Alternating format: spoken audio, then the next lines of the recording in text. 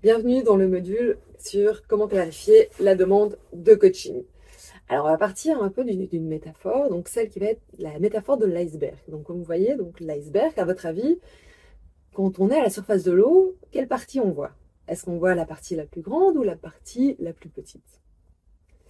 Bien, en effet, on voit plutôt la partie la plus petite. Et bien, en fait, dans la demande de coaching, c'est souvent ce qu'on va retrouver. Donc, la personne va arriver avec une demande et donc il y a un peu cette partie visible, et puis il y a toute la partie qui n'est pas visible, donc la partie qui est cachée derrière la demande initiale, qui n'est pas toujours naturellement consciente, même de la part de l'entrepreneur. Donc vous allez être là pour aussi explorer un peu ce qu'il y a en fait sous l'eau, un peu aller creuser. Donc la première étape, c'est toujours se rappeler, voilà, est-ce qu'il y a bien une demande? Il y a une demande, ok, super.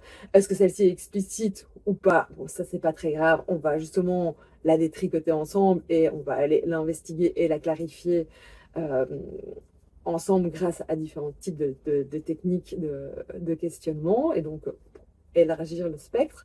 Mais il faut vraiment que l'entrepreneur vienne avec une envie, une demande et un souhait de débuter un parcours de coaching, car un coaching ne peut pas être imposé, sinon clairement, là on peut le dire, vous allez ramer quoi.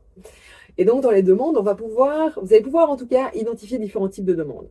Donc soit vous avez vraiment la demande explicite, l'entrepreneur arrive, il a une demande qui paraît assez claire, même si ça vous paraît clair, allez quand même la questionner et la clarifier, parce que même souvent, on va se rendre compte que derrière, il y a quand même une demande qui est cachée sous la demande et donc qui est souvent liée plus à l'ordre d'un besoin, un besoin auquel on a besoin de répondre. Donc quand même, allez la clarifier.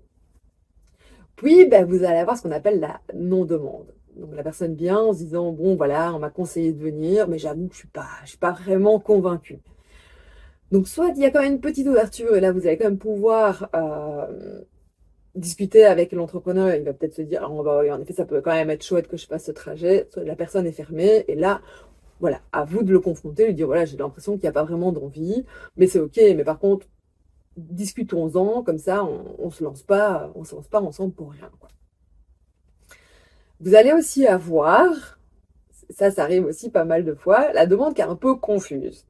Donc la personne est envahie par un problème, il y a une situation qui est stressante, et donc en fait elle a tellement le nez dans le guidon que c'est difficile pour elle de la formuler.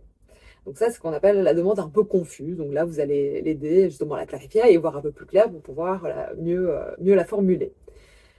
Et alors parfois, il y a aussi ces demandes, des demandes paradoxales, qui est un peu oh, aidez-moi à me débrouiller tout seul. Donc là, bon, ok, d'accord. Alors on va voir aussi qu'est-ce qui se cache derrière. Mais donc l'idée, c'est vraiment d'aller questionner et de creuser. Donc de toute façon, par rapport à ça, on en revient toujours à cette notion de comment rendre l'entrepreneur autonome dans sa gestion et donc dans ses projets, donc dans ses prises de décision. Donc, on va questionner la demande, on va pas foncer tête baissée, on va vraiment investiguer, on va clarifier et surtout, toujours valider avec l'entrepreneur. Donc, toujours avoir cet effet miroir. Il y a quelque chose qui est dit, j'ai entendu ça, j'ai l'impression qu'il est en train de me dire ça, je lui renvoie, je clarifie. Est-ce que c'est bien ça que tu es en train de me dire? Ou quand tu dis ça, est-ce que tu fais référence à ça? J'ai l'impression qu'il y a ça derrière ce que tu es en train de me formuler. Et donc vraiment aller voir un peu tout ce qu'il y a vraiment derrière pour l'aider du coup à prendre plus conscience et à le formuler lui-même de manière plus précise. Et donc si je prends un exemple, c'est l'histoire d'une photographe qui vient pour une question de rentabilité. Donc elle dit voilà, j'aimerais bien que mon business soit plus rentable. Donc ça c'est la première demande, donc ok. Donc on commence le coaching et donc la première étape, c'est de se dire, OK, mais qu'est-ce que tu as déjà mis en place pour rendre ton business plus rentable? Ah, en fait, j'ai pas changé mes tarifs, mais par contre, j'ai pris beaucoup plus de demandes. Donc, je refuse pas les demandes. Mais du coup, ça m'aide à avoir plus de chiffre d'affaires. Mais par contre, je travaille tous les week-ends et ça fait 2 ans que j'ai pas pris de vacances. Ah, ok. Donc là, on se rend compte qu'il y a quand même, au niveau de l'équilibre, il y a quand même un souci. Donc on clarifie. Donc ok, il y a une envie d'être plus rentable. Et donc, est-ce que derrière, la vraie demande, c'est pas plutôt comment est-ce que je peux me sentir en confiance pour pouvoir changer le prix que j'attribue à mon travail et donc proposer des offres peut-être plus élevées, donc moins d'offres, mais des offres un peu plus chères.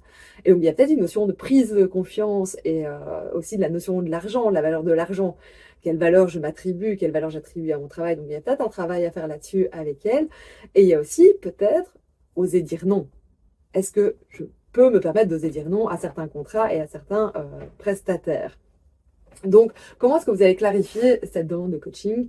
Ben, les questions ouvertes, toujours des questions ouvertes, éviter les questions fermées, comme ça permet d'ouvrir le spectre, ça permet d'ouvrir la prise de conscience, la réflexion. S'il y a des silences, justement, quand vous posez une question, ça veut dire que c'est bon signe, ça veut dire que la personne est en train de dire, waouh, ça c'est une bonne question, elle est en train de réfléchir. Donc, n'ayez pas peur des silences, laissez les silences.